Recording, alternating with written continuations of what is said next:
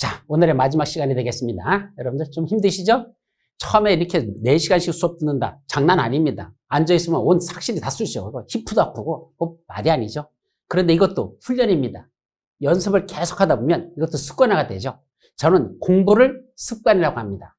즉, 공부하는 사람 보면 책상에 진짜 감치 앉아있잖아. 아이고, 저렇게 어떻게 앉아있지? 앉아있게 됩니다. 왜? 계속 그렇게 앉으면. 즉, 모든 건 습관화되는 거거든요. 그래서 공부도 뭐다? 습관이니까. 처음에는 조금 힘드시더라도 자꾸 앉아있다 보면 그것이 그냥 자연스럽게 그렇게 공부가 된다는 거. 자, 좀 힘들더라도 버티자. 자, 마지막 시간. 이제 국토의 개미 이용하는 문제. 전반적으로 어떤 내용을 다루겠을까? 자, 오늘은 국토의 개미 이용에 관한 법률까지만 보고 다음 주 2주차는 두 번째 법률인 도시개발법과 세 번째 법률인 도시 및 주거환경 정비법. 그건 어떤 내용들이 들어있는지 그건 다음 주에 살펴봅니다. 그리고 이제 3주차에는 건축법 전체적으로 어떤 게 있는지, 건축법의 전체적 체계. 마지막으로는 주택법하고 농지법. 그래서 4주간 전체 주마간 상식으로 이런 것들을 다루고 있구나라는 걸 쭉 보는 거지, 지금부터는 정확하게 외우는 건 큰 의미가 없습니다. 자, 먼저 보면 광역도시계획 있다 그랬죠. 제가 광역도시계획은 크게 두 가지로 나눠진다. 어떻게 나눠지죠? 먼저 광역계획권을 정해놓고 그 안에서 광역도시를 수립하는 거. 이게 광역도시계획의 핵심입니다. 그래서 광역계획권 지정, 광역도시 수립. 자, 요거 조금만 정리해보죠.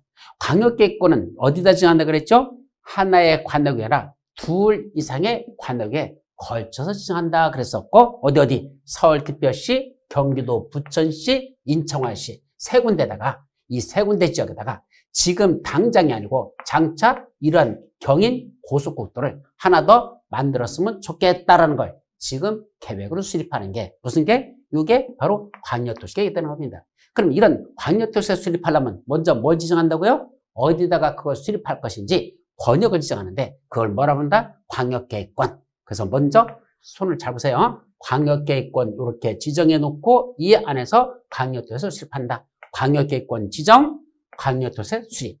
광역계획권 지정, 광역도시 수립. 이렇게 둘로 나눠진다는 얘기죠. 그런데 그러면 이 광역계획권은 누가 지정하고 광역도시는 누가 수립할래? 이게 문제입니다. 자, 잘 생각해보죠. 이거 지금 어디죠? 서울특별시, 인천광역시, 경기도 부천시랍니다. 그럼 이렇게 세 개 권역에 걸쳐가지고 광역권을 지정하는 건 누가 지정할까요? 한번 잘 생각해보죠. 원래는 두 가지 방법이 있겠습니다. 첫째는 자기들끼리 서울특별시하고 인천광역시하고 경기도 도지사, 이 시도사들, 지도 셋이 모여가지고, 야, 우리 셋이 여기다가 광역도시 수립하면 어떡할까? 그래서 자기들이 광역권을 지정하는 방법이 있습니다. 즉, 시도지사가 협의해서 공동으로 지정한다 하면 할 수 있겠죠. 근데 여기는 그런 방법을 택하지 않습니다. 그 세 명이 번거롭게 지들끼리 이렇게 협의해서 지정하는 게 아니고, 위에 있는 대빵이 자기가 직접 지정해버립니다. 그러면 시도지사보다도 위에 있는 대빵에 아까 누가 있었죠? 행정조직의장 체계도에서 제일 밑에 있는 쫄따구 대빵을 시장군수구청장이라 한다 그랬었고, 중간 대빵을 시도지사라 한다 그랬었고, 최고 대빵을 장관, 국토교통장관이라 그랬었죠. 그러면 둘 이상의 시도보다도 위에 있는 자가 누구란다? 국토교통장관입니다. 그러니까 여기다가 광역계획권을 이렇게 지정해 주는 건 서울특별시장도 아니고 인천광역시장도 아니고 경기도지사도 아니고 그 위에 있는 국장 자기가 직접 광역계획권을 지정해줍니다. 아, 서울하고 인천하고 경기도 부천에 거쳐서 장차 이런 도로가 필요하겠다? 내가 광역계획권을 지정해줄게. 국장이 지정합니다. 그리고 그 광역도시는 누가 수립할까? 수립권자, 원칙 시도지사입니다. 자, 여기에 제가 뭐라 썼냐면, 자, 여기는 광역계획권은 국장이 정해놨죠. 그럼 수립은 누구한테 시킨다? 시도지사한테 시킵니다. 그러니까 최고대빠인 국장은 뭐만 해놓고 광역도시에 수립할 권역인 광역계획권만 지정해놓고 계획은 너희들이 수립하랍니다. 서울특별시하고 인천광역시하고 경기도지사 세 명이 협의해서 공도로 수립해야 된다. 그렇게 만드는 게 원칙입니다. 즉, 대빵은 권역만 지정해놓고 수립은 자기 밑에 사람을 시킨다. 그래서 제가 여기서 강의할 때 뭐라 썼더냐? 대빵은 손에 찬물을 묻히지 않는다. 대빵은 뭐래요? 손에 찬물을 묻히지 않습니다. 지금 질문에 야, 여기다 내가 지정해줄게. 지정만 해놓고 말아. 수립은 니들이 해. 라고 시켜버립니다. 그럼 우리 군대 있을 때 보십시오. 장교들이 뭐죠? 저도 원래 학사정에 출신이거든요. 그러면 이제 소대장 할 때 뭐 하죠? 자기는 야 여기다 니들 이거 참호 파. 그죠? 이렇게 해 라고 시켜놓고 파는 건 누가 빼기친다? 병사들이 뒤지라고 팝니다. 대빵은 여기다 이렇게 라는 것만 해놓고 실제로 하는 건 밑에다 시킨다는 얘기입니다. 그래서 윗사람은 손에 찬물을 묻히지 않는다. 여기는 그게 원칙입니다. 국토교통부장이 광역권을 정해놓고 수립은 시도사들, 서울특별시장, 인천시장, 경기도사 세 사람이 니들이 공도를 수립하라. 이렇게 시키겠다는 얘기죠. 이게 원칙입니다. 물론 예외적으로 최고답바인 국장 자기가 광역권을 정해놓고 수립도 지가 직접 하는 경우도 있어요. 또 더 나가서 국장하고 지정권자의 국토교통부장하고 원래 수립권자인 시도사들이 지들끼리 또 공동으로 수립할 수 있는 경우도 있고 이런 예외들이 나오지만 원칙만 정리하자. 국장이 광역권을 정해주면 수립은 누가 한다? 시도사 지들이 수립하도록 됐다. 윗사람이 지정해주고 바로 밑에 사람들이 지들이 수립한다. 자, 그런데 광역계권이 이렇게 둘 이상의 시도에 걸쳐서만 지정되는 게 아니고 또 어디도 있었을까? 요 그림 보시죠. 어디랍니까 지금? 포천시, 남양주시, 가평군, 양평군 여기다가 뭘 정한대요? 광역계권을 정한답니다. 왜요? 요 네 군데 시군에 걸쳐서 장차 이런 도로를 만들었으면 좋겠다. 하나의 관역이 아니고 몇 군데? 네 군데 관역이 거쳐서 장차 저런 도를 만들었으면 좋겠다는 계획을 수립하는데 그러면 하나의 관역이 아니라 둘 이상의 관역에 걸쳐서 수립하는 거니까 광역도시가 되는 것이고 그럼 이 계획을 수립하려면 어디다 수립할 건지 이 권역을 이렇게 지정합니다. 어디까지? 포천시, 남양주시, 가평군, 양평군 여기를 광역계획으로 이렇게 먼저 지정해 놓고 그 안에서 광역도시 수립하죠. 자, 그러면 광역계획권은 그럼 누가 지정해야 될까? 이건 누가 정하죠? 같은 경기도 내에 있는 시군이잖아요. 그죠? 네 군데가 포천시, 남양주시, 가평군, 양평군이 다 어디란다? 같은 경기도 내에 있는 시군들입니다. 그럼 광역계획권은 누가 지정하고? 경기도 도의사가 지가 지정해 줍니다. 시장, 군수, 위에 있는 도의사가 야, 내가 요렇게 우리 경기도 내에 있는 요 네 군데 시군에다가 광역권을 정해줄게 라고 지정해 놓죠. 그리고 수립은 누구한테 시킨다? 지가 직접 하지 않고 얘들 4명한테 시킵니다. 어이, 시장 군수들 두 명 일로 와봐. 4명 와봐. 내가 여기다 광역권을 정했으니까 계획은 누가 수립하라? 니들이 수립하라. 도지사는 지정만 해놓고 수립은 시장군수한테 시킵니다. 그때 도지사도 손에 찬물을 묻히지 않습니다. 지는 지역만 지정하고 야 수립은 니들이 해. 밑에 쫄딱들을 시키겠다는 얘기입니다. 그래서 둘로 나누죠. 둘 이상의 시도에 걸쳐서 광역권을 정하는 건 최고답방이 국정이 정해놓고 수립은 시도지사들이 하라게 하고 수립은 그 다음에 같은 도내에서는 도지사가 광역권을 정해놓고 수립은 그 시장 군수들이 니들이 협의해서 공도로 수립해야 된다. 이렇게 만들어 놓고 이제 예외가 있어요. 시장 군수한테 수립해놓고 아니야. 지정한 도지사가 직접 수립하거나 수립할 수 있는 경우가 있고 도지사하고 시장 군수가 지정권자인 도지사하고 원래 수립권자인 시장 군수들이 자기들끼리 모여서 공도로 수립할 수 있는 경우도 있다. 그런 것들이 짜자락 이게 벌어집니다. 시험 문제는 이게 영순입니다. 광역도시 계획하면 핵심은 광역계획권 누가 지정하지? 그 광역도시에 누가 수립하지? 이럴 때는 누가 수립하고 저럴 때는 누가 수립하고 이런 것들을 하나씩 착착착착착 정리를 해 나가야 됩니다. 이것이 광역도시 계획 핵심. 자, 이제 무슨 계획이 있었죠? 도시군 기본계획으로 넘어갑니다. 그럼 그 중에 우리 어디만 볼까? 서울특별시만 보자입니다. 그 중에 아까 세 군데 중에서 어디만 보자? 서울특별시. 그럼 서울특별시를 들여다봤더니 현재 서울특별시가 실제로 이렇게 생겼어요. 모양새가. 지도를 보면 저거 진짜 지도를 갖다 그대로 저거 뽕 떠가지고 이렇게 만든 겁니다. 그래 놓고 이제 우리 서울특별시 말이야. 앞으로 장차 어떻게 발전시키면 좋을래? 라는 계획을 지금 수립합니다. 그래 놓고 어떻게 하느냐. 보통은 이쪽 동부권 지역은 이런 식으로 개발했으면 좋겠고 서부권 지역은 이런 식으로 개발했으면 좋겠고 남부권 지역은 이런 식으로 개발하고 북부권은 아무래도 저쪽 북한산 쪽이니까 거기 개발하지 못하게 할 것이고 중부권 지역은 이런 것들을 개발했으면 좋겠다라고 굵직굵직하게 권역을 나눠놓고 앞으로 서울특별시가 여기는 이렇게 발전할 거고 저기는 저렇게 발전할 것이다 라는 청사진을 쫙 그리는데 이걸 무슨 계획을 한다? 도시군 기본계획. 서울특별시 도시군 기본계획이 되는 겁니다. 그럼 이런 기본계획은 어디서 수립할까? 원칙적으로 자기 관할구역마다 수립합니다. 서울특별시도 있고 인천화시도 있고 또 세종특별자시도 있고 제주도도 있고 등은 여러 군데 자기 관할에서 저런 계획들이 수립되죠. 성남시, 연천군 다 자기들이 이런 계획을 수립해 둡니다. 그런데 이런 계획이 수립할 때 문제는 옆에 있는 지역도 포함시킬 수는 있어요. 옆에 있는 지역도 항상 자기 관역에서만 도시군 기본을 수립하는 게 아니고 옆에도 예를 들면 이쪽 동부권 지역에다가 고층 빌딩을 짓겠다고 이렇게 했죠. 실제로 지었죠. 뭐 지었어요? 서울시 저쪽이나 송파구 쪽에 고층 빌딩 있잖아. 102층짜리. 바로 롯데월드. 롯데타워 있죠? 자, 그거 들어찼잖아. 그거 들어찰 때 처음에 짓는다고 할 때 얼마나 시끄러웠습니까? 뭐 때문에 시끄러웠죠? 저쪽 성남시에 보면 무슨 공항이 있습니까? 서울공항 있잖아요. 그 서울공항에서 비행기가 뜨는데 거기는 뭐도 있죠? 전투기도 있거든요. 그 비행기들이 뜨면서 얼리 간단다? 방향의 해필은 롯데월드에 있는 방향이거든. 그러니까 혹시 날씨가 흐리거나 그럴 때 비행기가 잘못 뜨면 어떻게 된다?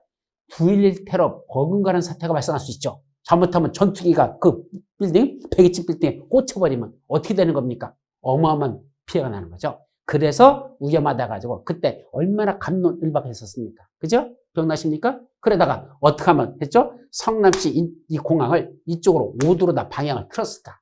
이쪽으로 활주로 됐던 걸 이쪽 활주로를 조금 틀어가지고 저쪽 롯데월드 쪽으로 비행기 안 뜨도록 조금 바꿔놨었죠. 그렇게까지 하면서 여기 롯데월드를 짓도록 허가가 난 적이 있었습니다. 그러다 보니까 혹시 이렇게 고층 빌딩 짓는데 옆에 있는 성남시하고 관련이 있다면 그때는 성남시하고 미리 협의부터 하라는 얘기입니다. 야, 우리 여기다 이런 계획을 수립하려고 하는데 니들하고 이런 문제가 있거든? 이래도 괜찮을까? 서로 협의해가지고 문제점이 없도록 한 다음에 그 다음에 수립해야 되겠죠. 그런 절차도 있을 수 있더라. 그래서 누가 수립하지? 도시군 기본계획은 항상 자기 관할장들이. 그때 어디다 수립하지? 원칙은 자기 관할구역에서 수립하는데 필요하다면 인접한 관할구역도 포함시킬 수 있단다. 그때 수립할 때 어떤 절차를 거치지? 기초조사하고 공채개최하고 지방의 의견 듣고 확정 및 승인 절차 거쳐서 다시 송부하고 공부하고 열람시키자. 기공지 확승 송공열. 뭐라고요? 기공지 확승 송공열. 뭐 이런 절차를 거치란다. 그게 돌아버리는 겁니다. 여러분들이 계획을 수립하는 절차, 이거 외우는 게 제일 힘들어요. 며칠, 언제까지 뭐 해야 되고, 언제까지 뭐 해야 되고, 이거 일일이. 그럼 원래는 누구만 외우면 되는 거죠? 수립하는 수립권자, 자기들만 외우면 되지. 그럼 왜 공인중개사가 뒤져라고 외워가지고, 나중에 서울특별시한테 찾아가가지고, 서울특별시장님, 도시군 기부과에 수립하는 절차 잘 모르시죠? 제가 가르쳐 드릴까요? 제일 먼저 기초사고요. 그 다음에 공채개최하고요. 이런 거 얘기해 줄 겁니까? 어떤 공인중개사가 서울특별시에서 그런 걸 얘기합니까? 공무원들이 자기들이 알아서 다 하고 있는데. 그러니까 우리 공인중개사한테는 이런 거 외우지 말란 얘기입니다. 필요 없습니다. 그럼 우리는 뭐만 알아보면 되죠? 서울특별시 이런 도시군 기부계획 수립됐어. 장차 이렇게 한대. 그러면 그 계획을 잘 들여다보면 뭐가 보인다? 돈이 보이죠. 왜? 여기는 뭘 할 거고 여기는 뭐 할 거고 여기는 어떻게 하겠다는 아직은 확정된 건 아니지만 앞으로 그렇게 하겠다고 했으니까 그 중에는 장차 여기가 뜨겠다. 뜬다는 게 뭐죠? 개발되겠다. 돈 되겠다. 이게 눈에 보여야 되죠. 그러면 기본계획에서 여기는 이렇게 한다고 했으니까 앞으로는 여기가 돈이 될 것 같으니까 여기다 가서 땅을 사두면 돈이 되겠다. 지금 당장은 아니지만 앞으로 그렇게 될 거라고 예상하고 있으니까 그런데 투자하는 거죠. 그러니까 기본계획의 내용만 알고 있으면 되지 누가 어떤 절차에서 어디다 어떻게 수립하는지 이걸 우리가 왜 외워야 되느냐는 얘기죠. 그런데 시험 문제는 그것도 출제하니까 할 수 없이 우리가 공부를 하셔야 된다. 그래서 공부량이 많이 늘어요. 그냥 이렇게 간단하게 몇 개만 달랑달랑 외우면 괜찮은데 이런 것들에 속에 있는 내용들이 되게 많거든요. 거기서 공법이 질려버리는 겁니다. 그러니까 처음에는 저 수립 절차 같은 걸 다 외우려고 하지 마세요. 그건 나중에 어느 정도 공부가 되고 나서 흐름이 잡히면 세부적으로 들어서 뭐하고 뭐 한다. 이건 나중에 정리하시지. 처음부터 외우려고 했다가는 공법의 머리에 부하가 걸려가지고 이게 내기를 걸리죠. 그래서 다운돼 버려. 그래서 안 돼요. 처음에는 외우라는 것만 이렇게 정리하고 이건 나중에 하세요. 그러면 나중에 정리하도록 그렇게 하셔야 됩니다. 자, 여기까지. 그 다음에는 뭐가 있죠? 세 번째 무슨 게? 도시군 관리계획. 좀 전에 제가 도시군 관리계획은 뭐라고 했느냐면 도시군 기본계획에서 장차 이렇게 했으면 좋겠다는 희망사항이 나온다 그랬죠? 여기 서울특별시를 장차 어떻게 발전시키면 좋을까라는 게 무슨 계획에서? 도시군 기본계획에서 나왔습니다. 예를 들어보죠. 서울을 크게 5권역으로 나눠놓고 동부권, 서부권, 남부권, 북부권, 중부권 이렇게 나눠놓고 장차 그 중에 여기 보세요. 남부권은 어떻게 발전시키면 좋을까 했더니 남부권에는 우리 서울특별시 남부지역에 가보면 전철역 중에 2가지가 단어가 들어가는 역 있죠. 디지털 단지역이 있습니다. 그죠? 구로 디지털 단지역이죠.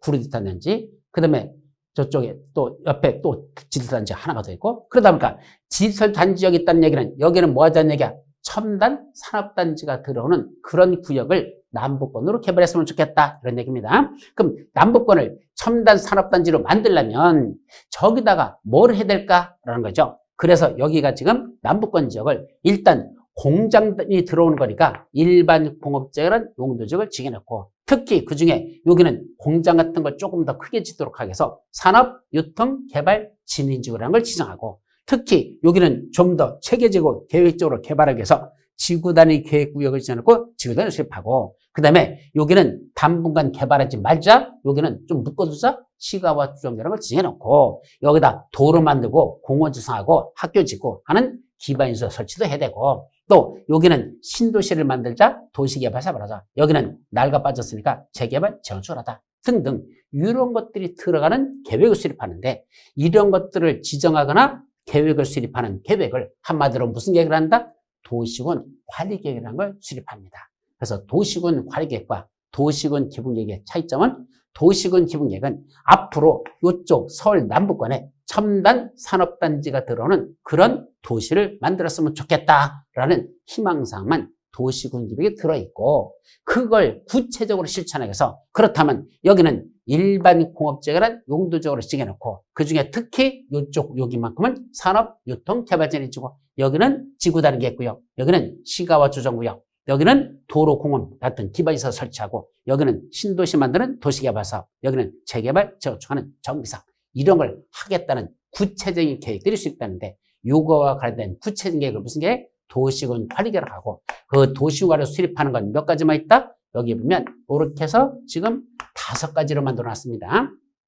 5가지. 이게 도시군 관리를 수립하는 내용이랍니다. 예를 들면 어디다가 용도지역, 용도지구라는 걸 지정하거나 변경할 때, 여기 일반 공업지역이라는 용도지역, 산업유통 개발지역이라는 용도지구, 이런 걸 지정하거나 변경할 때 무슨 계획을 한다? 일반 공업지역을 지정하는 계획을 수립하고, 또 산업유통 개발 진입을 지정하는 계획을 수립하는데, 그 계획이 무슨 계획이다? 도시군 관리계획이라는 겁니다. 또 개발 제한구역, 도시 제한공항구역, 시가와 주정구역, 수산자원 보호구역, 입지 규제 최소구역, 아까 말씀드렸었는데 첫 시간에 뭐랬죠? 저 5군데를 용도구역이라고 한다. 그 용도구역 중에 여러분들이 주워 들은 건 하나밖에 없다. 어떤 거? 개발 제한구역. 개발 제한구역. 우리만 나라 말로 뭘 한다 그랬죠? 그린벨트. 영어로 뭐라 부른다? 개발 제한구역. 네, 개발 지역 못 알아듣는 분들 꽤나 많아요. 근데 뭐라고 하면 금방 알아들어? 그린벨트. 그건 다 알아들어. 그죠? 그러니까 그게 우리나라 말이죠. 어쨌든 이런 5군데 구역. 뭐랬지만 따서 개, 도시, 수입. 뭐라고? 개, 도시, 수입. 무슨 뜻이야? 개를 도시에서 수입한다. 단어를 만들어봐.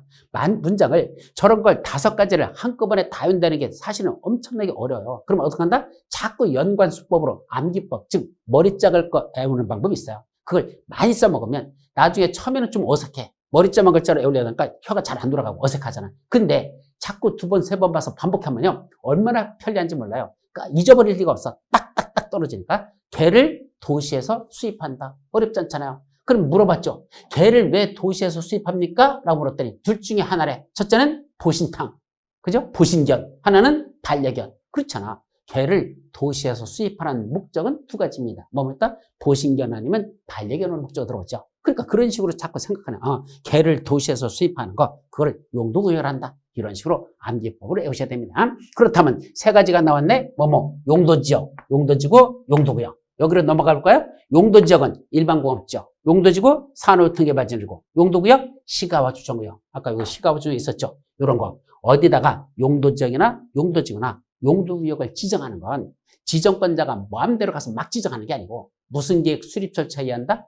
도시군 관리계획이라는 걸 수립해가지고, 여러분 여기를 시가와 주정구역으로 지정하려고 하는데 어떤 절차를 한다? 먼저 주민들한테 의견 듣고, 지방의 의견 듣고, 그래서 그래서 기조수하고 주민들의 의견 듣고 지방의 의견 듣고 입안이 끝났어. 결정권자 관계 행정위원장들하고 협의하고 도시계획의 심의라는 걸 거쳐서, 그래 여기는 시가와 조정구역이라고 지정하자라는 계획이 수립되는데, 바로 그 계획을 도시군 관리계획으로 한단다. 그래서 도시화를 수립하는 건 아무나 수립하는 게 아니라 이런 것들 용도지역, 용도지구, 용도구역.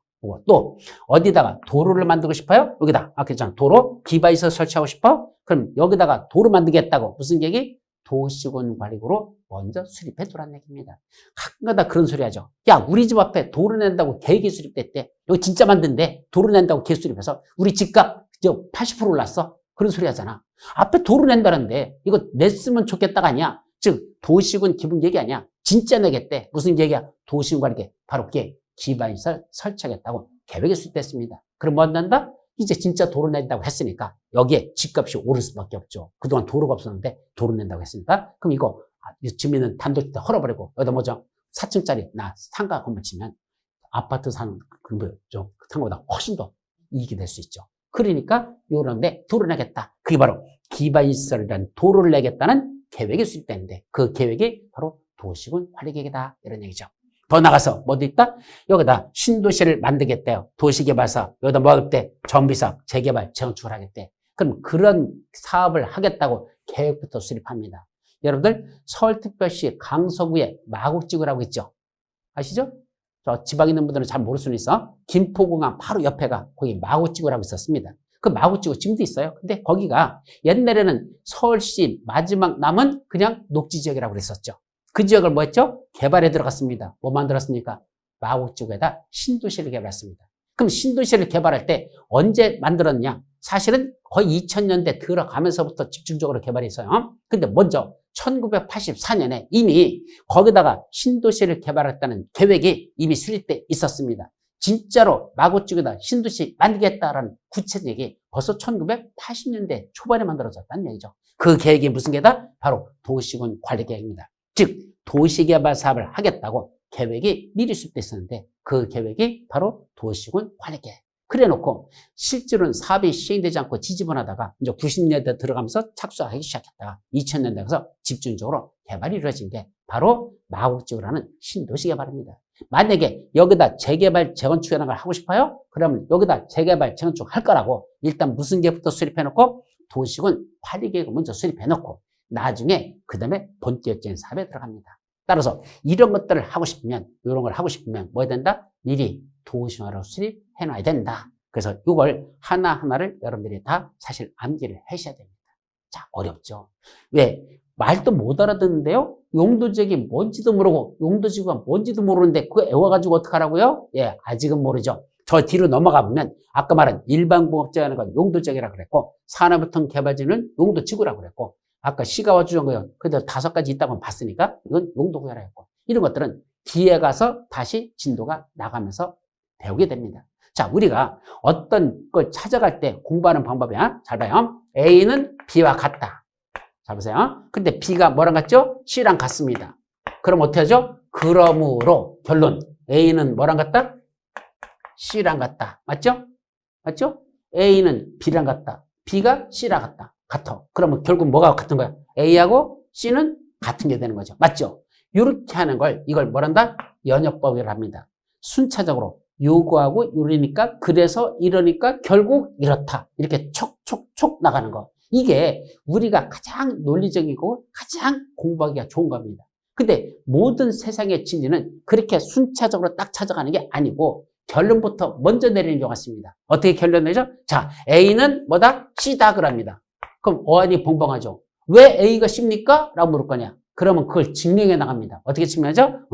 A가 뭐랑 같은지 알아? B랑 같거든. 근데 그 B는 또 뭐랑 같은지 알아? C랑 같거든. 그러니까 결국 A는 C잖아. 이렇게 나가는 것도 하나의 방법입니다. 즉 뭐를 외울 때 먼저 용도지역이 뭐지? 모르죠. 근데 용도지역이 뭔지를 지금부터 다 공부 못하니까 일단은 먼저 결론부터 내립니다. 뭐라고? 용도지역이라는 게 있어. 그럼 용도지역이 뭐지? 그 다음부터 이렇게 해서 그게 용도지역이야.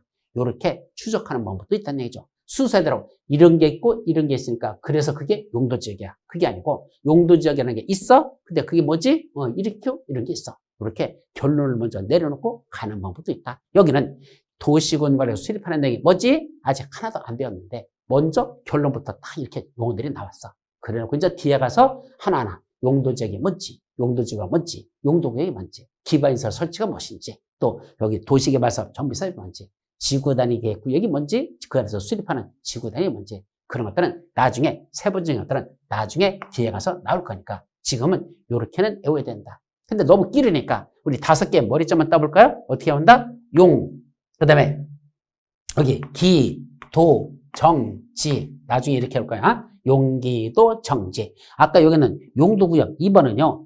용도지역, 용도지구, 용도구역 셋을 합쳐서 용자로 하나를 쓸 겁니다. 그러니까 용 속에는 3가지가 들어있다. 용도지역, 용도지구, 용도구역. 용, 그 다음에 기, 그 다음에 도시개발사업하고 정비사업은 전혀 성격이 다른 거니까 따로따로 보자. 그래서 용, 기, 도, 정지 해놓고 번역, 용기도 있어야 정지할 수 있다. 여러분들 주식 같은 거 투자하거나 아니면 어떤 것들 할 때 뭐죠? 한번 들어갔다가 물리면 어떻게 되죠? 또 삽니다. 왜요? 무슨 평단가를 낮춘다나? 그래가지고 그죠? 또 사고 또 사고. 그러다 결국 뭐다? 망해버리죠. 근데 진짜 고수는 어떻게 하죠? 어느 정도 투자했다가 물려버리면 그 다음에는 빠져나오려고 합니다. 요 정도까지만 내가 했다가 그래도 더 내려간다? 그때는 난 나올래. 이렇게 나와서 하죠. 그게 뭐죠? 용기가 있어야 되죠. 그 용기가 없으면 주식 투자 못하는 겁니다. 그래서 진짜 고수는 떨어질 때 언제 빠져나올지를 잘 아는 사람, 이게 고수지 오를 때 빠져나올 걸 아는 사람이 아니에요. 진짜 고수는 떨어질 때 어느 선에서 내가 빠져나올 거냐, 이걸 잘 아는 게 고수랍니다. 따라서 진정한 고수는 용기가 있어야지만 정지할 수 있어. 용기가 없으면 정지도 못해요. 그냥 죽음의 늪으로 자꾸 빠져들어가면 맙니다. 그래서 용기도 있어야 정지할 수 있다. 맞는 말입니다. 용기도 정지. 이걸 뭐라 부른다? 도시공관리구를 수립하는 내용이라고 한다. 자, 그래서 요 5가지 머리쓰는데 시험 문제에서도 대단히 자주 나오는 건데 이건 나중에 여러분들 꼭 외워야 되는 것. 지금은 저런 게 있다라는 것만 하고 넘어가도록 합니다. 자, 이제 넘어가서 도시공관리를 수립하는 절차들 보세요. 제일 먼저 입안하고 뭐 한다 그랬죠? 아까 결정 절차, 초안 만드는 거, 결정하는 거. 누가 입안하지? 누가 결정하지? 입안할 때 어떤 절차 거치지? 특히 여기 입안의 제한이라는 게 있습니다. 도시군관리계획좀 입안해 주세요라고 주민이나 이해관계자들이 제안할 수 있죠. 예를 들면 여기다 도로 좀 만들어 주세요. 여기다 공원 좀 조성해 주세요. 여기다 학교 좀 지어주는 이런 도시공관리계획 좀 입안해 주세요 라고 주민들이 제안할 수 있는 게 있는데 이건 매년 시험 문제 영순위에 출제되는 것. 그래서 세부적인 것 나중에 오고 도시공관리계획을 입안해 달라고 제안하는 내용이 있다. 이 정도만 간단히 정리하고 넘어가죠. 그 다음에 이제 결정권자에서는 누가 결정하지? 그때 어떤 절차에서 결정하지? 이런 수립 절차에 관한 게 쫘르륵 나옵니다. 여기에 보시면 여러분들이 아까 말씀드린 행정조직의 장 체계도를 꼭 외우라고 한 이유가 보세요. 여기 보면 누가 나오죠? 특별시장, 광역시장, 특별자치시장, 특별자치구사, 시장, 군수, 특광, 특시, 특도, 시장수, 관악의 장들 나오고 예외적으로 국토교통부 장관, 그 다음에 도지사 이렇게 나오죠? 또 밑에다 보면 국토교통부 장관, 해양수산부 장관, 시장군수 사람들이 막 이렇게 딱 켜나옵니다. 그러니까 행정조직의 장체계도를 모르면 누가 입안하는지 누가 결정하는 건지 이게 헷갈릴 수밖에 없습니다. 그래서 먼저 행정조직의 체계도를 먼저 외워둬야 나중에 진도 나갈 때 이런 것들을 이해할 수 있다라는 걸 말씀드리죠. 자, 그 다음에 다음 페이지 보면 뭐가 나오죠? 도시군관리계획 결정 고시되면 어떤 효과가 있을까? 그 중에 오늘 여러분들에게 매일 정리 노트 중에 이게 하나가 들어있는데 뭐 들어있는지 아십니까? 요거 도시군관리계획 결정 고시되면 언제부터 효력이 발생하지? 요거 지형등을 고시한 날이라는 거 요거 하나를 문제에 넣어놨는데 나중에 할 거야. 예를 들면 무슨 얘기냐면 간단히 이 그림을 보세요. 여기다가 뭘 지정하려고?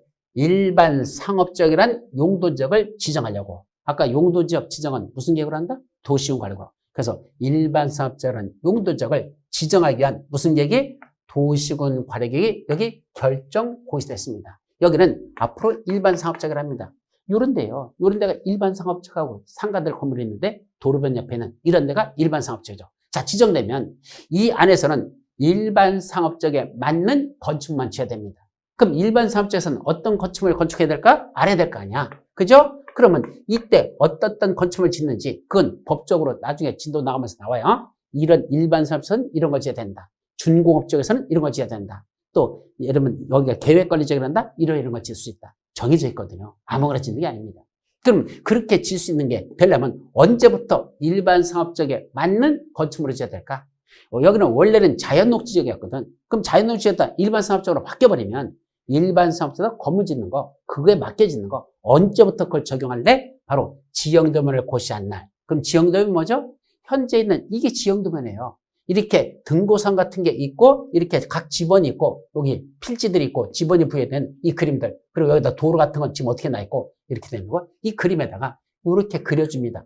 요번에 일반 상업지역 지정된 게 어디서 어디까지다? 여기서 여기까지입니다라고 이렇게 지도에다 그려주면 사람들이 뭐 몰라도 지번 몰라도 요번에 일반 상업지역 게 몇 번지가 일반 상업지역인데 그거 몰라도 뭐만 봐도 지도만 봐도 금방 할 수 있잖아요. 바로 요 지도를 그려주는 지형도면을 고시한 날 그날부터 여기는 뭐가 된다? 일반 상업지역의 효력이 발생하는 것이고 그날부터 저기다 건물 짓는 건 일반 상업지역에 맞는 것만 지어야지 다른 거 허가 신청대로 하면 허가 안 내줍니다. 녹지 지역이 아니라 그때부터는 일반 상업지역의 효력이 발생한다. 지형도면을 고시한 날 이런 것들이죠. 아셨죠? 자, 이런 도시관리 결정을 했을 때 어떤 효과가 있는지 이런 내용들이 쭉 나올 겁니다. 자, 이제 다음 페이지 보시면 도시화 수립하는 내용들 몇 가지가 있다? 용도지역, 용도지구, 용도구역이라는 게 있습니다. 자, 여기서 이제 여러분들이 힘들어지는 게 뭐죠? 용도지역에는 그럼 몇 가지가 있을까? 보세요. 전 국토를 나누는 겁니다. 여러분들은 저런 거 모르고 살아도 전혀 지장 없었지만 사실은 이미 전 국토가 나눠져 있어요. 어떻게 나눠져 있죠? 자, 이 그림 보시죠. 첫째는 여기서부터 이렇게 해서 이렇게 해가지고 여기를 뭐라 하자? 이쪽은 도시지역이라고 하자. 여기서부터 이렇게 쪼개가지고 여기는 관리지역이라 하자. 이렇게 쪼개서 여기는 농림지역이라 하자. 저쪽 산 쪽으로는 자연환경 보전지역이라 하자. 전 국토를 크게 몇 수로 나눈다? 네 수로 나눕니다. 뭐뭐로 나눈다?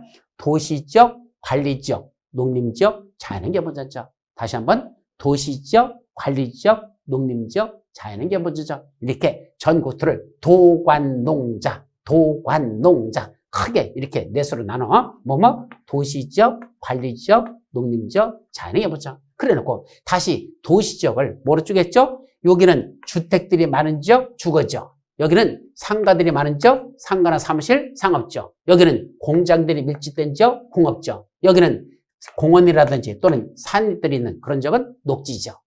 도시지역이란 용도지역을 다시 주거지역, 상업지역, 공업지역, 녹지지역 이렇게 나눠놓고 다시 여기 있는 관리지역은 이쪽은 보존관리지역, 이쪽은 생산관리지역, 이쪽은 계획관리지역. 보존관리, 생산관리, 계획관리지역 이렇게 쪼갭니다. 그럼 이거로 끝날까? 아니요. 다시 주거지역이 또 나눠져. 주거지역은 전용주거지역, 일반주거지역, 준주거지역. 전용주거지역, 일반주거지역, 준주거지역. 이게 주거지역이에요. 그 중에 또 전용주거지역은 제1종 전용주거지역, 제2종 전용주거지역 두 가지로 나눠지고 일반주거지역은 제1종 일반주거지역, 제2종 일반주거지역, 제3종 일반주거지역. 이렇게 일반주거지역은 세 가지로 또 나눠집니다. 저런 식으로 나눠지고 또 상업지역은 중심상업지역, 일반상업지역, 유통상업지역, 근린상업지역, 공업지역은 전용공업지역, 일반공업지역, 중공업지역, 녹지지역은 보존녹지지역, 생산녹지지역, 자연녹지지역 이렇게 나눠집니다. 그럼 총 도시지역은 몇 가지냐?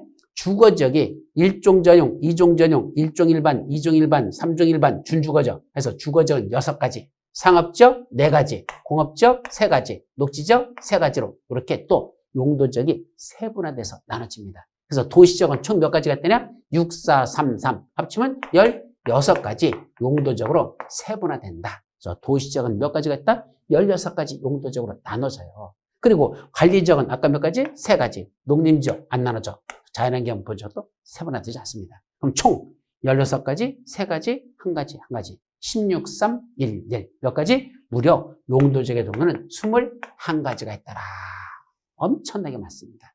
여러분들 외워야 되냐? 외우셔야 됩니다. 어떻게 외워야 된다? 지금 말한 대로 도관농자 나눠주고 도시지역은 주상공록 그 다음에 주거지역은 다시 전일준 이때 전용주거지역은 1, 2종 일반주거지역은 1, 2, 3종 이런 식으로 하나하나 다 외우셔야 됩니다.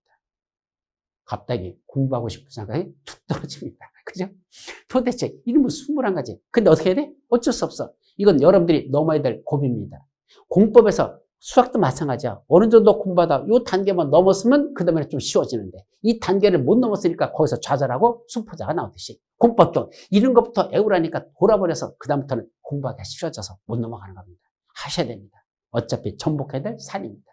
21가지 그동안 학교에 켜놓은 선배들도 다 그거 외웠어요. 여러분만 외우는 게 아니라 다 외워야 돼요. 또 실무에서는 저것도 모르는 실무자들 그 실무자 아닙니다. 그것도 순전히 그건 사입입니다.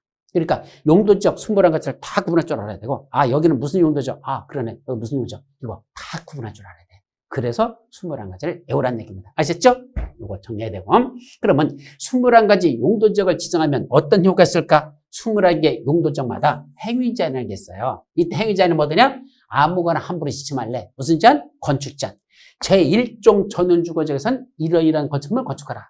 제2종 전원주거지역에서는 이러이러한 건축물을 져라. 제1종 일반주거지역은 이러이러한 것만 져라. 이렇게 다 정해져 있습니다. 그걸 한마디로 건축제한을 한단다. 대단히 중요한 거죠. 그러니까 아무 데나 가서 내가 짓고 싶은 거 안 된다는 얘기입니다. 정해져 있어요. 여기는 이런 거 져라. 저기는 저런 거 져라. 용도지역별로 나눠져 있다는 얘기입니다. 그걸 건축제한. 두 번째, 근데 말이야, 그 안에다 건물 질 때, 건물 질 수 있대. 그럼 건축할 수 있는 건축물을 골랐어. 여기는 이거 짓는구나. 근데 내 멋대로 대지에다 뚱땅에 짓는 거 안 됩니다. 대지 하나다, 이 건물 짓는 걸, 이 면적, 이거 너무 넓게 짓지 말래요. 이걸 건축 면적이라는데, 이 건축 면적, 대지 하나다가 너무 넓게 짓지 말래. 그걸 건폐율제한. 또, 대지에다 건물 짓는데, 그 건폐율제한 요것만 제한받는 게 아니라, 이렇게 층수가 올라가면 각 층별 뭐가 있죠? 바닥 면적이 있습니다.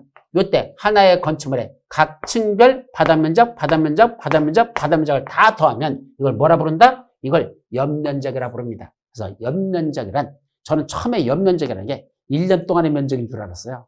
도대체 말이 안 되잖아. 1년 동안의 면적이 뭐지? 아니에요. 그런 게 아니고 연면적이라는 건 하나의 건축물에 각 층별 바닥면적의 합계. 1층 바닥면적, 2층 바닥면적, 3층, 4층 그걸 다 더해봐. 뭐라 한다? 그걸 연면적을 합니다. 그때 대지에 이 건축물 질 때 이 연면적 너무 크게 치지 말래. 네 멋대로 한없이 올리지 말래. 왜? 그렇게 많이 올라가면 차량들도 많이 올 것이고 그러면 도로가 폭이 좁은데 그 많은 차량 어떻게 감당할래? 네 멋대로 크게 짓는 거 안 된다. 이런 식으로 규제하고 있는 게 바로 뭐란다? 용적률 제한이랍니다. 그래서 말로는 이렇게 하죠.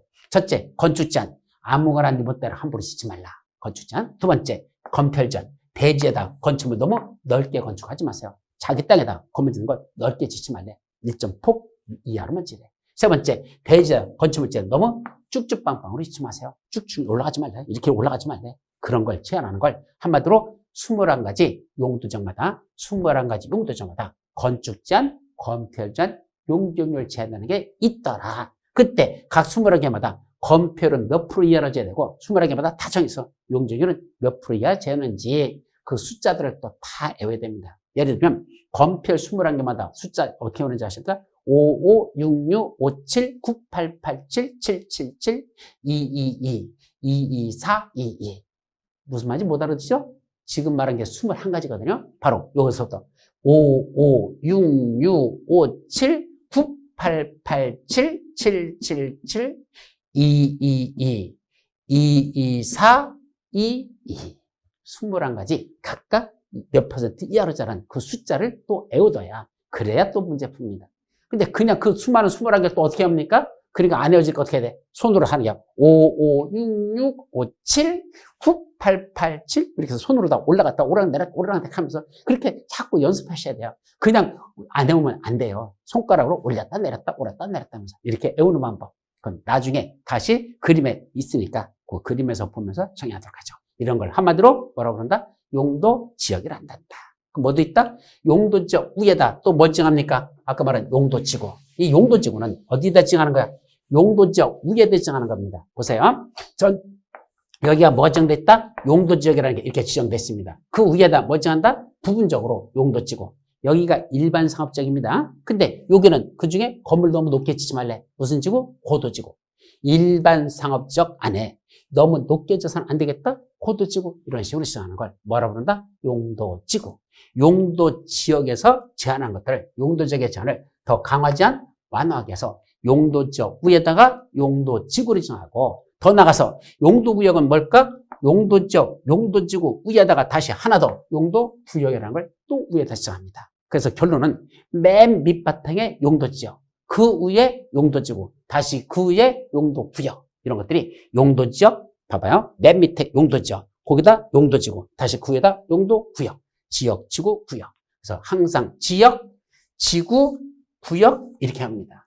그랬더니 그럼 용도지구는 몇 가지가 있니? 이게 또 돌아버립니다. 아까 용도지역은 몇 가지 있었죠? 총 21가지. 그럼 용도지구는 법률에서 9가지. 뭐뭐 있을까?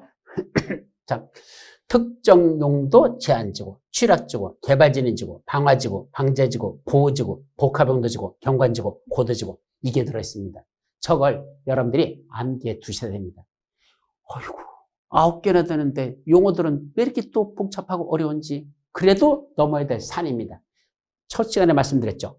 국토의 개미 융합이라는 범위들이 암기할 게 참 많다 그랬어. 그 기본적인 걸 외워둬야 그 다음에 진도가 나가는 거니까 이런 걸 외우셔야 돼요. 근데 일단 머리째만 갖고 한번 볼까요? 제가 이건 법조문의 순서를 바꿔놓은 거예요. 이게 외우려고. 어떻게 되죠? 잘 봐요. 특, 시, 개, 방, 보, 복, 경, 고. 뭐라고요? 특, 시, 개, 방, 보, 복, 경, 고. 번역하시오. 특별히 취급할 개가, 일단 개가 아니야. 사실 개새끼라고 말해도 돼. 특별히 취급할 개가 방방 뜨면 뭐 한다? 보복을 경고하라. 무슨 말이에요? 여러분들 길에 지나가는데 갑자기 줄 있잖아요. 풀린 개가 도사경 같은 게, 그죠? 맹렬하게 달라듭니다. 돌아버리는 거죠. 그죠? 이거 어떻게 해야 돼? 특별히 취급할 개들이잖아. 그거 함부로 그냥 풀어놓으면 안 돼. 특별히 취급할 개가 지금 나한테 달아들려고 으르렁거리면서 방방 뜨고 있습니다. 그때는 뭐죠? 걱정하지 마십시오. 한마디만 하면 됩니다. 네가 나 물어? 너를 보신탕으로 해먹을 거야. 그러면 됩니다. 뭐라고? 네가 날 물어? 나는 너를 보신탕으로 해먹을 거야. 그러면 물지 마. 무는 순간 너는 보신탕이야. 이래버리죠. 뭐죠? 특별히 취급할 개가 방박되면 뭐 하면 되죠? 보복을 경고합니다. 뭐라고 보복을 경고한 거야? 네가 나 물으면 나는 너는 보신탕으로 먹을 거야. 라고 보복을 경고하면 그 개는 깨갱거리고 도망가고 맙니다. 아셨죠? 어떻게 한다? 특별히 취급할 개가 방방 뜨면 보복을 경고하라. 네가 날 물으면 나는 너를 보시다 먹겠다. 라고 보복을 경고하면 된다는 얘기입니다. 자, 이런 걸 뭐라 부른다? 용도지구의 중요를 한단다. 아까 용도구역은 말씀드렸죠. 5가지. 개발제한구역, 도시제한공원구역, 시가와 조정구역, 수산자원보호구역, 입지규제 최소구역. 머리째 맞춰서 개를 도시에서 수입한다. 이런 게 있었잖아. 그러면 여러분들이 이런 구역들 하나하나가 뭔지 모르잖아요. 그래서 다음에 이제 본강의 들어갈 때 뭘 설명한다?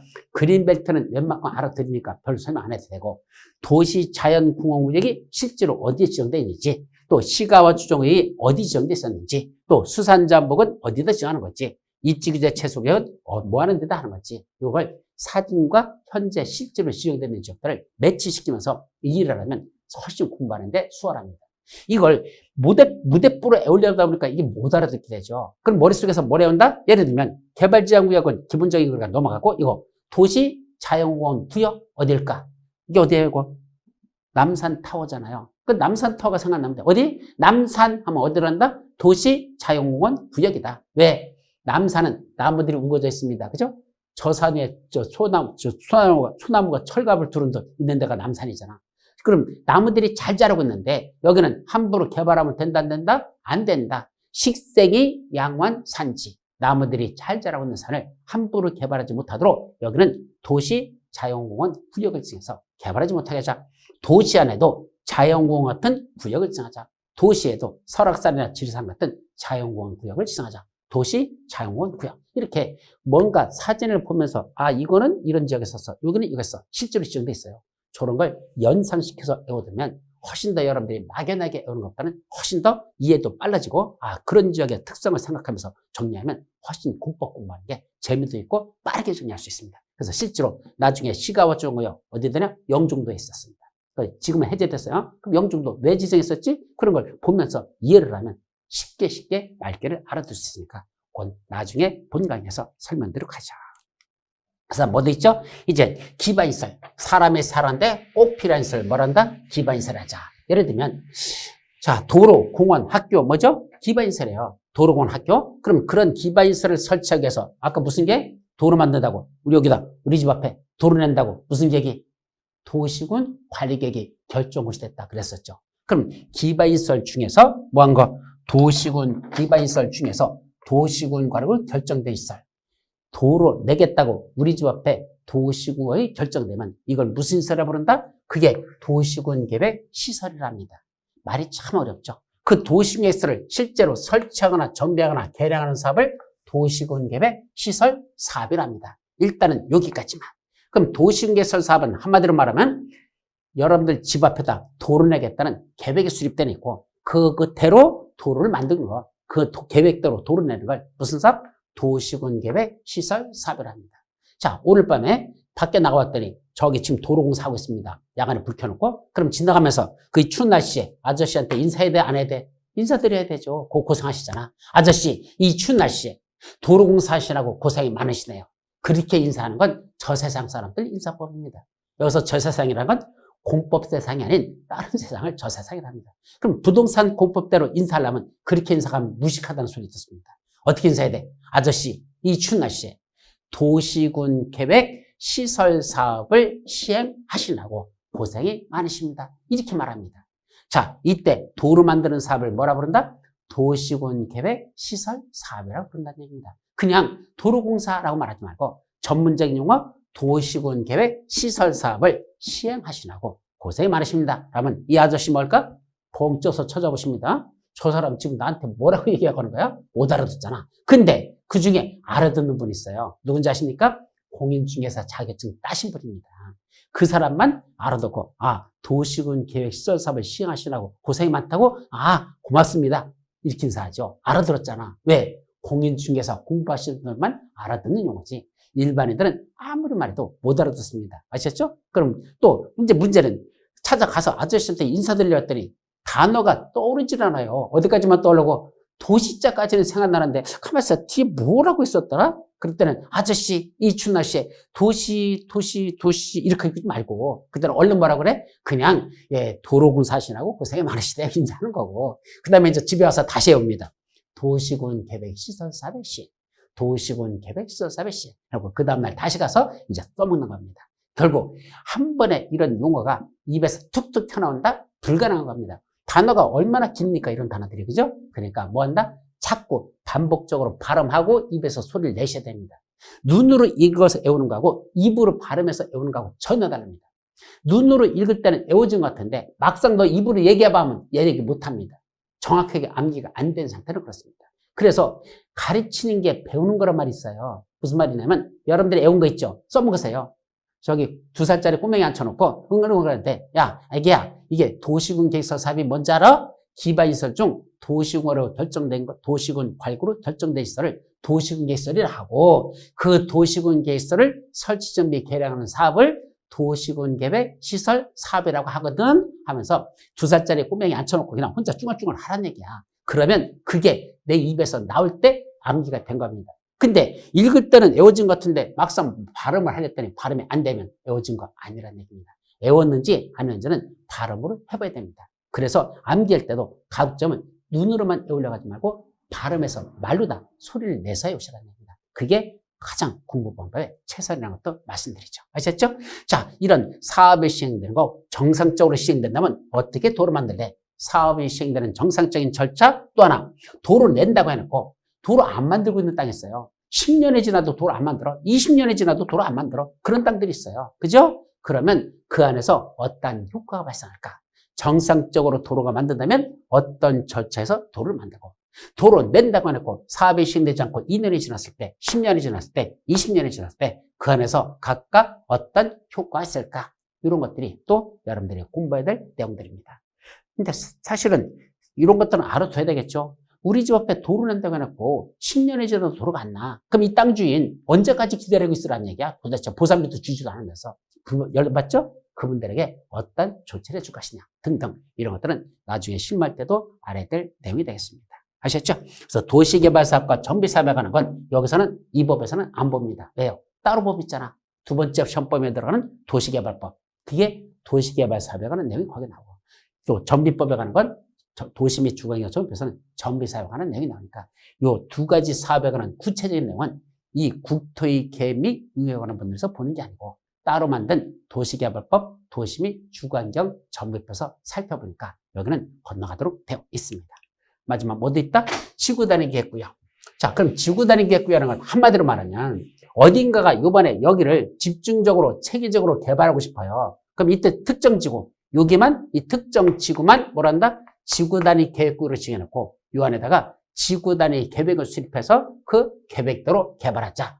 지구단위 계획구역을 지정해놓고 지구단위를 수립해서 그 계획대로 여기를 개발하면 체계적이고 계획적인 개발이 될 수 있더라. 즉 요런 지역을 요렇게 개발했다고 요렇게 계획을 수립한 거야. 예, 요 지역을 이렇게 개발하겠대. 그래서 여기는 뭐 놓고 여기는 뭐 들어가고 뭐 들어가고 뭐 들어가겠다. 이런 구체적인 실천 계획. 요걸 무슨 계획을 한다? 지구 단위 계획. 지구 단위 계획 구역을 지정해 놓고 지구 단위를 수립하면 이 안에서는 요 지구 단위 계획대로만 개발해야 된다. 그런 내용들을 쫘르르 다루고 있습니다.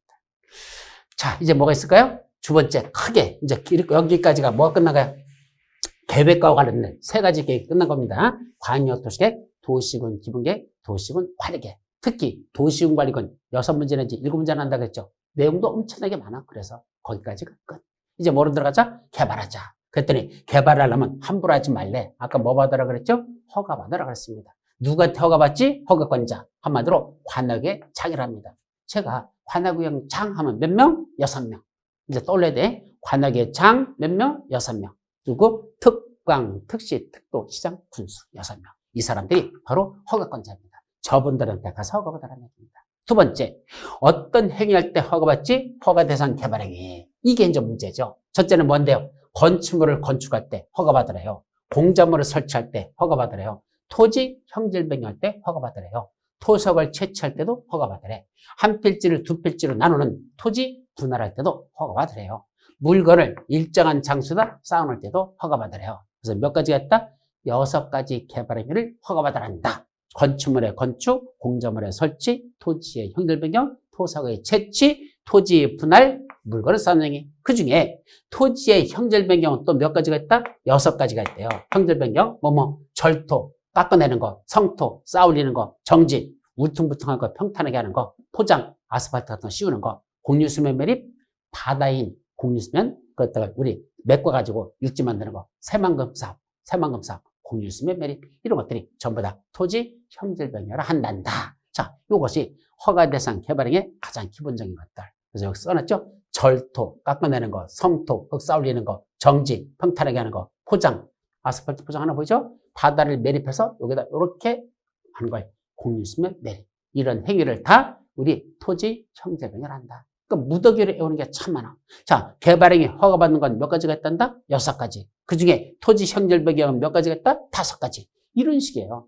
그럼 공부할 때 무더기 애우는 것들이 많아가지고 공법을 공부하기가 참 어려운 건데 그 단계를 극복하는 게 중요하다. 어차피 이래저래 애워야 될 것들이야. 그래서 그건 기본적으로 애우는 건 앞으로 본강에 들어갔을 때 요거는 꼭 기초적인 내용이니까 암기하셔야 됩니다 하는 건 그날 밤새서라도 암기를 하도록 노력하셔야 그 다음 진도 다시 나갈 때 한번 읽을 때는 그 다음에 뒷진도 나가면서 그게 계속 나오기 때문에 앞에 있는 걸 알아야 그 다음을 나간다 그랬어요. 그러니까 애우라는 건 꼭 외워야 돼요. 다음 진도 나가는데 지장이 없을 것이다. 그렇게 안 하면 뒤에서 따라가지를 못합니다. 왜? 무슨 말인지 못 알아들어. 앞에 걸 암기하지 않았으니까. 그런 걸 여러분들이 공법이 그래서 초기에 열심히 해야 된다는 게 중요하죠. 자, 그래서 허가받는 거 쭉 나오죠. 그리고 성장관리계획이라는 건 아까 어디로 해서 개발되지 아니한 지역들. 예를 들면 녹지지역, 관리지역, 농림지역, 자연환경분지역 이런 데는 개발되지 아니한 지역입니다. 그런 데가 성장관리계획 구역을 정해놓고 거기다가 어떻게 체계적으로 개발할 건지 성장관리계획을 수립해서 그 계획대로 개발하자 이런 것들이죠. 자, 이제 뭐죠? 개발에 따른 기반시설 설치. 아까 말씀드렸어. 자, 이 그림을 한번 보시죠. 간단하게 그림만 보면 이해를 할 수 있어요. 지금 여기 봤더니 주변에는 건물들이 벌써 아파트도 들어차 있고 여기 건물들 다 들어차 있습니다. 여기만 지금 나대지 공지로 남겨져 있죠. 여기에 건축업자가 뭐 지려고 3,000세대 아파트를 지려고 했었습니다. 근데 문제는 아파트를 지면 옆에 있는 도로를 봤더니 도로 폭이 너무 좁아요. 학교에 기존에 있던 학교 지금도 콩나물시루입니다. 이거 아파트 3,000세대 짓다가는 입주민들이 다닐 수 있는 도로도 없고 학교 다시 전화 올 것도 없고 심각해졌잖아. 그럼 뭐 하면 되죠? 다시 도로 넓히면 되는 거고 여기다 학교 더 지으면 되잖아요. 문제는 그렇게 넓힐 수 있는 공간, 학교 지을 수 있는 공간이 없다는 얘기입니다. 물론 기존 건축물들 철거하고 넓히면 되는데 철거하려면 보선비가 나가는데 이 돈이 2조 5천억, 천문학적인 돈이 나간다는 얘기입니다. 예산을 확보하기가 어렵습니다. 뭐하자? 그렇다면 도로 넓힐 수 없어. 학교 지을 수 없어. 여기 아파트 짓는 거. 야, 3,000세대 법적으로는 가능했었지만 안 되겠대. 반으로 줄여. 1,500세대만 줘. 이런 지역을 개발 밀도가 높아지지 않게 관리한다. 개발 밀도 관리고요. 자, 여기 주변에는 여기까지 보면 다 여기 개발돼 있어요. 그죠? 보면 돼. 여기는 지금 녹지로 그냥 남겨져 있네. 근데 말이야, 요번에 드디어 여기도 개발하지. 그럼 개발하려면 먼저 도로도 여기다 도로 같은 거 이렇게 만들어야 되죠? 공원 주소하고 학교 지어야 되죠? 각종 기반이 설치가 필요한데 그거 여기서 건물 짓거나 이렇게 신축, 증축, 개발행 하는 사람들 니들도 니들 때문에 도로가 필요하고 공원이 필요하고 학교가 필요하니까 개발하는 너희들도 그 기반시설 좀 부담하라. 기반시설을 부담시키는 구역 그걸 지정할 수 있다. 그래서 개발밀도 관리구역, 기반시설 부담구역에 관한 내용들이 주르르 나오겠죠. 그래서 세부적인 어떤 것들이 있는지 그건 우리 본 강의에서 세부적으로 보도록 할 겁니다. 자, 여기까지가 뭐 하는 거? 국토의 개미 응원화법률. 자, 워낙 분량도 많아요. 그래서 이건 총 몇 주로 이루어지나요?